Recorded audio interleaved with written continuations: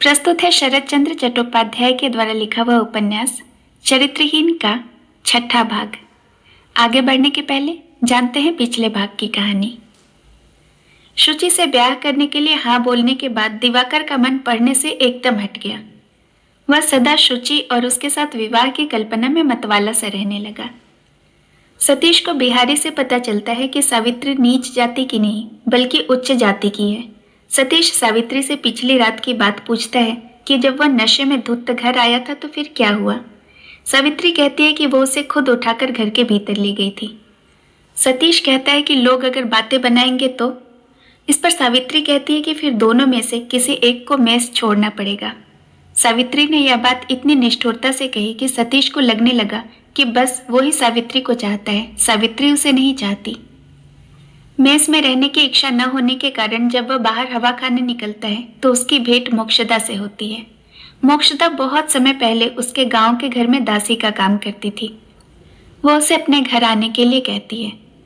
सतीश जब उसके घर जाता है तो उसे पता चलता है कि सावित्री मोक्षदा के साथ उसके घर में ही रहती है। अब सुनते हैं आगे की कहानी। मोक्षदा ने मुंह घुमाकर कहा, साबी है क्या? तू कब आई? सावित्री ने भीतर आकर कहा, अभी आ रही हूं। इन बाबू को कहां पाया मौसी? मोक्षदा ने कहा, यही तो मेरे छोटे बाबू हैं सावित्री, जिनका जिक्र मैं कई दफा कर चुकी हूं। आज 2 दिन हुए बहू के पास से चिट्ठी आई है। उसे पढ़ने वाला कोई न मिला। छोटे बाबू राह में अचानक ही मिल गए। मैंने कहा, बाबूजी अगर दया करके अपने चरणों की रज। सावित्री बीच में ही कह उठी, तो चरण रज तुम्हारी कोठरी में पड़नी चाहिए, मेरी कोठरी में क्यों? मोक्षदा ने कुछ कुंठित होकर कहा, तू नाराज क्यों होती है सावित्री? मेरी कोठरी ऐसी नहीं है कि उसमें किसी भले आदमी को ले जाकर बिठाया जाए। इसी से तेरी कोठरी में लाकर बिठा दिया। कितने बड़े और ऊंचे घराने के लड़के हैं यह। तुझे तो प्रसन्न होना चाहिए, तू उल्टे बिगड़ रही है। सावित्री ने हंसकर कहा, क्रोध क्यों करूंगी मौसी? मैं नाराज नहीं हो रही हूं, लेकिन खाली खाली चरण रज लेने से तो पाप होता है ना। कुछ जलपान भी तो कराना चाहिए। हाँ ब्राह्मण देवता, आपको तो भूख लग रही होगी। सतीश बहुत ही सिकुड़ा हुआ बैठा था। गर्दन हिलाकर बोला, नहीं। सावित्री के अभद्र प्रश्न से अवाक होकर मोक्षदा कह उठी, तेरा यह बात करने का कैसा ढंग है सावित्री? भले आदमी के साथ क्या इसी तरह से बात की जाती है? सावित्री जोर करके उमड़ी हुई हंसी को दबाकर बोली, मैंने बुरी बात क्या कही मौसी? अच्छा, मैं इनसे भूख के बारे में प्रश्न नहीं करूंगी। तुम जाकर दुकान से कुछ खाने का सामान ले आओ, मैं तब तक बैठने की व्यवस्था करती हूँ। मोक्षदा अस्पष्ट स्वर में बुदबुदाकर बकती बकती तेजी के साथ चली गई। तब सावित्री ने कहा, मामला क्या है? कल रात से ही एक तरह से उपवास चल रहा है। तीसरे पहर आज जैसे चुपके से भाग गया कि मुझे मालूम ही न हो। अच्छा, अब उठिए, संध्या पूजा करके कुछ खा लीजिए। वह अर्गनी पर मर्दानी धोती टंगी है, पहनकर मेरे साथ आ जाइए। न देर न कीजिए, उठिए। सतीश ने सिर हिलाकर कहा, मुझे भूख नहीं है। सावित्री ने कहा, न होने पर भी खाना होगा। इसका पहला कारण यह कि आपको भूख नहीं है, इसका मुझे विश्वास नहीं, और दूसरा कारण यह है कि। सतीश बहुत रूखा मुंह बनाकर बीच में ही बोल उठा, दूसरा कारण कुछ नहीं है, वही पहला कारण सब कुछ है। सभी बातों में तुम जोर दिखाती हो, जबरदस्ती करती हो। तुम्हारी जिद से कोई पेश नहीं पा सकता। सावित्री ने सिर उठाकर जरा हंसकर कहा, तो फिर बेकार की कोशिश क्यों करते हो? सतीश ने और भी गंभीर होकर कहा, यह बात नहीं है सावित्री, यह कोशिश किसी भी तरह से बेकार न होगी। तुम अपना दूसरा कारण कहो, नहीं तो सच कहता हूं, मैं यहां किसी तरह कुछ भी न खाऊंगा। सतीश का हठ देखकर सावित्री चुपचाप मन में हंसने लगी। कुछ देर बाद धीरे धीरे बोली, मैं सोचती हूं आज आप क्यों आए। आज मेरा जन्मदिन है। इसी से जब खुद आकर इस दासी के घर में आपने पदार्पण किया है, तब आपको खाली खाली तो मैं नहीं छोड़ सकती। नहीं छोड़ सकती कहकर सावित्री एकाएक रुक गई, किंतु उसके हृदय के भीतर छिपी हुई व्यथा उसके कंठ स्वर की खुली राह से इस तरह अकस्मात सतीश की आंखों के आगे आकर खड़ी हो गई कि कुछ घड़ी के लिए सतीश की सारी समझने की शक्ति जड़ हो गई। बुद्धिमती सावित्री तुरंत इस बात को ताड़ गई। उसने सारी बात को सहज परिहास का रूप देते हुए हंसकर कहा, भगवान ने आज आपको मेरा अतिथि बनाकर भेजा है, इसलिए आपको भोजन भी करना पड़ेगा और दक्षिणा भी लेनी पड़ेगी। देखती हूं आज आपकी जाति गए बिना नहीं रह सकती। अब तक सतीश की सहज शक्ति लौट आई थी। उसने पूछा, सचमुच क्या आज तुम्हारा जन्मदिन है? सावित्री ने कहा, जी हाँ, बिल्कुल सच। सतीश ने कहा, तो जब ऐसे दिन में मैं आ ही पड़ा हूं, तब बाजार की बासी पूरी मिठाई खाकर पेट नहीं भरूंगा। इसके सिवा तुम तो जानती हो कि मैं कभी बाहर की चीजें खाता पीता नहीं हूं। सावित्री इस बात को जानती थी, इससे मन ही मन लज्जित होकर बोली, लेकिन आज तो रात हो गई है। सतीश ने कहा, हो जाने तो रात। यह भय तो कुछ नहीं कि आज देर से लौटने पर वहां किसी की डांट फटकार खानी पड़ेगी। फिर क्यों रात अधिक हो जाने से डरूं? तुम चाहे जो कहो, बाजार की चीजें मैं किसी तरह ना खा सकूंगा। तुमसे पार पाना कठिन है, कहते हुए सावित्री हंसकर उठ गई। सतीश बैठा था, लेट गया। यह छोटी सी कोठरी और यह निर्मल स्वच्छ सफेद बिछौना छोड़कर जाने का उसका किसी तरह जी नहीं चाहता था। अथच आत्मसम्मान को अछूता अखंड रखकर बैठे रहने का भी कोई अच्छा उपाय न था। इस समय भोजन तैयार करने में होने वाली देर की संभावना उसे जैसे एक निकटवर्ती कर्तव्य की कठिन जिम्मेदारी से छुटकारा दे गई। वह बगली तकिया को जोर से छाती से दबाकर दीवार की ओर मुंह करके चुपचाप पड़ रहा। जाते समय सावित्री बाहर से सांकल चढ़ा गई थी। इसकी भी खबर जैसे उसे हो गई थी, वैसे ही उसके आप कहते कहते तुम कह बैठने पर भी उसने लक्ष्य किया। निर्जन कोठरी में इन दोनों नई मिली हुई जानकारियों ने जादूगर और उसकी जादू की लड़की की तरह उसके मन के भीतर एक अपूर्व इंद्रजाल की सृष्टि करना शुरू कर दिया। आज ही दोपहर के समय जो सब प्यार का कूड़ा करकट उसके मन के भीतर से भाटे के खिंचाव में बाहर बह गया था, वह एक एक करके ज्वार के उल्टे प्रवाह से लौट आकर फिर दिखाई देने लगा। आज ही दोपहर के समय स्वाभिमान को चोट पहुंचाने की सुतीव्र ज्वाला ने मन की नीच प्रवृत्ति के संबंध में उसकी आंखें खोल दी थी। इस समय उस ज्वाला के शांत होने के साथ ही वे आंखें आप ही बंद हो गईं। जान पड़ता है इसी तरह अपने को लेकर खेल करते करते आखिर वह सो गया।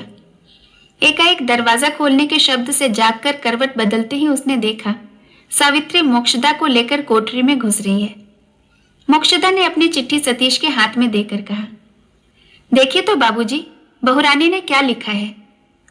सतीश ने सब चिट्ठी पढ़कर कहा, उनके लौटने में अभी लगभग 2 महीने की देर है। मोक्षदा ने पूछा, और कुछ नहीं लिखा? सतीश ने चिट्ठी लौटाते हुए कहा, और तो कुछ विशेष नहीं है। मोक्षदा, मेरे महीने के बारे में कुछ लिखा है? कब मिलेगा? सतीश, नहीं, इसकी तो कोई चर्चा नहीं है। रुपए भेजने की कोई बात नहीं लिखी है, यह सुनकर मोक्षदा मन में बहुत खीज उठी। चिट्ठी लेने के लिए हाथ बढ़ाकर उसने कहा, यह बात क्यों लिखेगी? दुनिया भर की व्यर्थ बातें लिखेगी। लाइए चिट्ठी। सावित्री, कल मुझे इस चिट्ठी का जवाब लिख देना। अरे, बाबू को खाने कब देगी? क्या रात अभी नहीं हुई? सावित्री ने कहा, ब्राह्मण देवता पहले कुछ संध्या पूजन करेंगे या यूं ही खा लेंगे। मोक्षदा खींची हुई थी और भी चिढ़कर बोली, जरा इसकी बातें तो सुनो। या क्या पुरोहित महाराज हैं या भट्टाचार्य ब्राह्मण जो पूजा पाठ करेंगे? सतीश ने हंसकर कहा, यह क्या मोक्षदा, तो क्या सब भूल गई? मैं तो सदा से ही संध्या पूजन करता आ रहा हूं। मोक्षदा को शायद याद आ गया। अपनी भूल पर अप्रतिभ होकर उसने कहा, हाँ हाँ ठीक है, मैं भूल गई थी। फिर सावित्री की ओर घूमकर बोली, जा तो बेटी, जल्दी से बाबू के लिए चौका लगा दे। तेरे यहाँ तो पूजा का सब सामान रखा है, जल्दी से सब ठीक ठाक कर दे, अब देर न कर। कहते कहते मोक्षदा उठकर अन्यत्र कहीं चली गई। घंटे सवा घंटे के बाद संध्या पूजा समाप्त करके जब सतीश भोजन करने बैठा, उस समय उसके पास कोई न था। अंधेरे बारामदे से यह लक्ष्य करके मोक्षदा एकदम जल उठी। रसोई में आकर देखा सावित्री चुपचाप बैठी है। मोक्षदा ने रोष के स्वर में कहा, यह तेरी कैसी बुद्धि है सावित्री? यह क्या किसी कंगले का भोज है कि 2 एक और आगे डालकर निश्चिंत होकर बैठ गई? सावित्री शायद कुछ सोच रही थी। एकदम चौंक उठी, बोली, जरूरत होगी तो वह मांग लेंगे। मोक्षदा ने बिगड़ कर कहा, ऐसी बुद्धि ना होती तो तुझे दासीवृत्ति करके पेट पालना पड़ता। चाहिए तो यह था कि तू खुद नौकर चाकर रखती उसकी जगह। सावित्री ने हंसकर उसके वाक्य को पूरा करते हुए कहा, खुद ही दासी हूं, यही ना। मैं कहती हूं इसमें दोष क्या है मौसी? मेहनत मजूरी करके पेट पालना कोई लज्जा की बात तो नहीं है। मोक्षदा क्रोधित हो उठी, बोली, किसने कहा कि नहीं है? मेरी उम्र बेशक ढल चुकी है, लेकिन तू तो अभी जवान है। खैर, जवानी चाहे हो न हो, तूने जब बाबू को खाने को कहा है तब पास जाकर बैठकर उन्हें खिला पिला। आदमी का भाग्य बदलते देर नहीं लगती। सावित्री चलने को उद्यत होकर रुक गई और बोली, क्या बकती हो मौसी, वे सुन लेंगे। मोक्षदा तुरंत ही आवाज धीमी करके बोली, नाना सुन कैसे पावेंगे? एक और बात तुझसे कह देती हूँ बेटी, भगवान ने कपार के नीचे जो 2 आंखें दी है ना, उनको जरा खोले रख। घड़ी, चेन, हीरे की अंगूठी न होने से ही किसी आदमी को छोटा न समझना कभी। सावित्री अच्छा कहकर हंसकर चली जा रही थी। मोक्षदा ने पीछे से पुकार कर कहा, सुन सावित्री। सावित्री घूमकर खड़ी हो गई, बोली, क्या है? मोक्षदा ने कहा, जरा मेरे साथ मेरी कोठरी में तो आ। एक ढाके की महीन सुंदर साड़ी निकाल दूं, उसे पहनकर जा। सावित्री ने हंसी को दबाकर कहा, तुम चलकर निकालो मौसी, मैं अभी आती हूं। सतीश का खाना लगभग समाप्त होने को आया था। सावित्री ने भीतर आकर कहा, आंखें मूंद कर खा रहे हैं क्या? सतीश ने सिर उठाकर कहा, नहीं तो। सावित्री ने कहा, लेकिन देख तो रही हूं दोनों आंखें नींद से बंद हुई जा रही हैं। वास्तव में सतीश को बड़ी नींद आ रही थी। पिछली रात के अत्याचार के कारण आज असमय ही उसकी आंखें और पलकें भारी होकर बंद हुई जा रही थीं। सतीश ने सलज्ज हास्य के साथ इस बात को कबूल करते हुए कहा, हाँ बड़ी नींद आ रही है। सावित्री ने पूछा, और कुछ चाहिए क्या? सतीश चटपट कह उठा, कुछ नहीं, मैं भोजन कर चुका। बाहर पैरों की आहट से सावित्री ने जान लिया कि मोक्षदा आकर खड़ी हुई है। सावित्री ने कहा, बाबू मुझे एक ढाके की साड़ी खरीद कर देनी होगी। सावित्री ने आज तक किसी दिन सतीश से कुछ नहीं मांगा था, इसलिए सतीश उसके इस कथन का मतलब नहीं समझ पाया। उसे बड़ा आश्चर्य हुआ। उसे मोक्षदा के आने की कुछ खबर नहीं थी। सतीश ने सिर उठाकर विस्मय के साथ कहा, सचमुच चाहिए? सावित्री ने कहा, सचमुच नहीं तो क्या? सतीश ने पूछा, किस वक्त पहनोगी? सावित्री ने कहा, आज पहनने का समय नहीं है तो क्या? इसका अर्थ यह थोड़ी है कि समय कभी ना होगा। इसके सिवाय एक और बात है, मौसी दुख कर रही है कि मैं मेहनत करके खाती हूँ। इसी से मैं सोचती हूँ कि अब मेहनत न करके खाऊंगी। अब से बैठे बैठे हाथ पैर हिलाए बिना मौज करूंगी। सतीश ने हंसकर कहा, अच्छा तो है।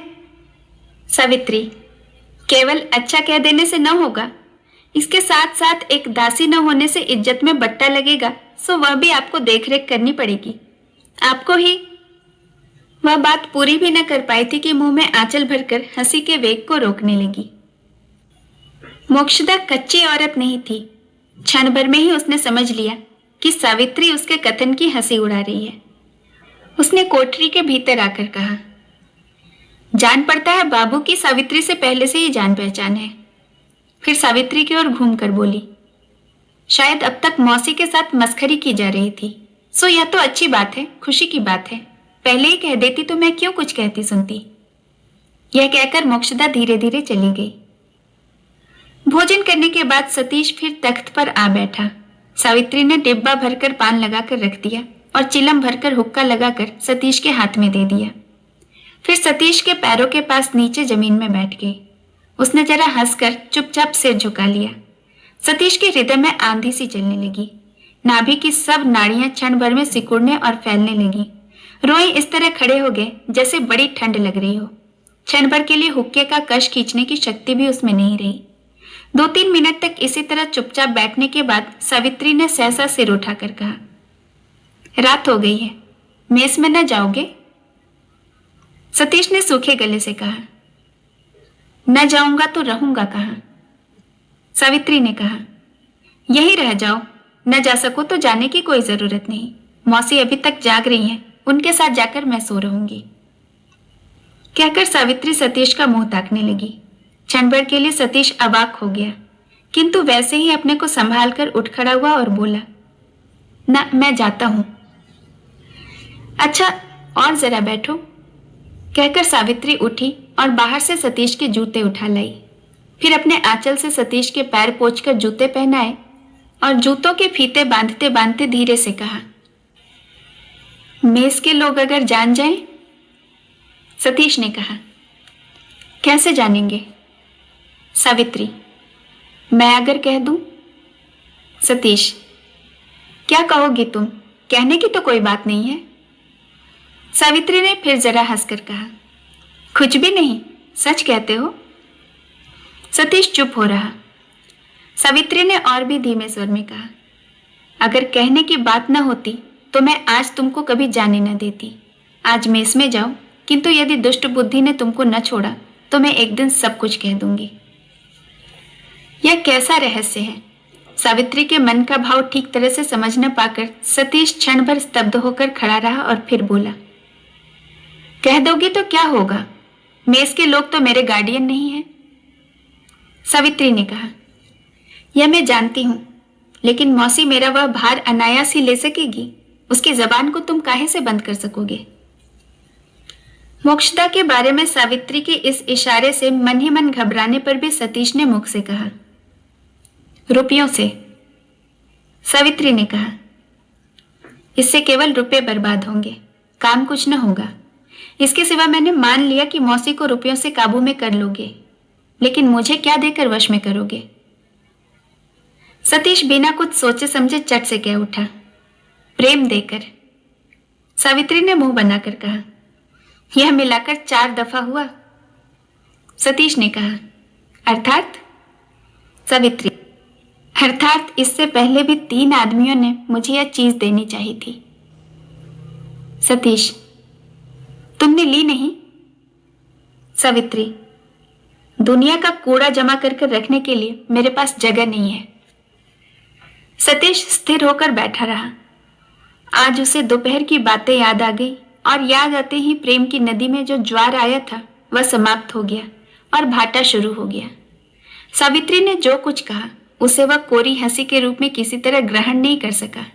एकाएक कठिन होकर बोला, वे लोग मूर्ख थे, उन्हें ऐसी चीज देने का प्रस्ताव करना चाहिए था जिसे बक्स में उठाकर रखने में किसी को वह कूड़ा न जान पड़ती। मैं भी कम मूर्ख नहीं हूं, क्योंकि मैं भी भूल गया था कि प्रेम तुम लोगों के लिए कितनी निंदा और घृणा की सामग्री है। इतनी अवस्था में मुझसे इतनी बड़ी भूल नहीं होनी चाहिए थी। अच्छा, चलता हूं। सतीश ने जो कुछ कहा सावित्री के संबंध में, जो कुत्सित इंकित किया, वह सावित्री के हृदय में शूल सा लगा। हंसी को कलह का रूप धारण करते देखकर सावित्री चुप रह गई। लेकिन सतीश यहीं पर नहीं रुक सका।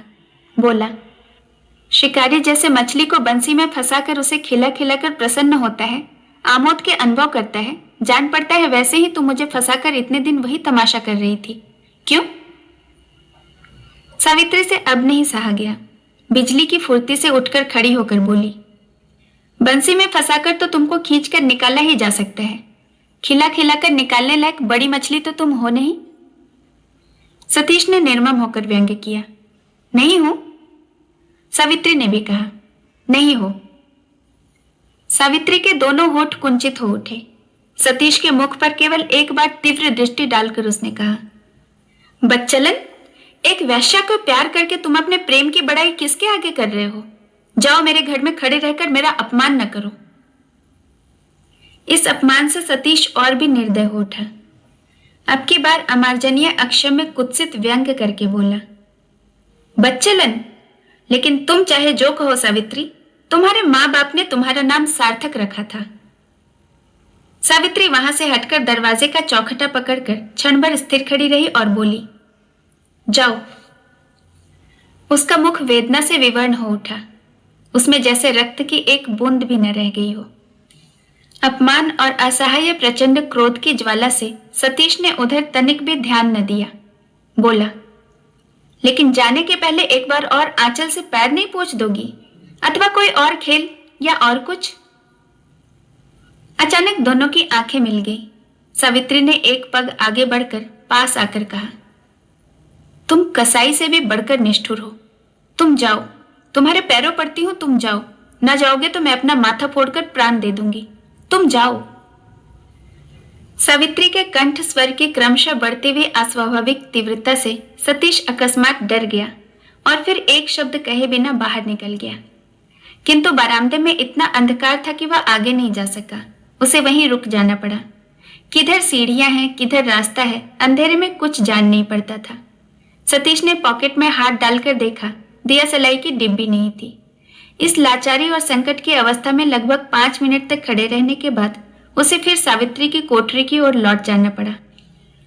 बाहर से देखा सावित्री फर्श पर पट पड़ी हुई है। उसने धीरे से पुकारा, सावित्री। सावित्री नहीं बोली। दोबारा फिर पुकारने पर भी जब कोई उत्तर न मिला तो सतीश ने घबराकर कोठरी के भीतर प्रवेश करके उसके मस्तक पर हाथ रखा। झुककर देखा, आंखें बंद थी।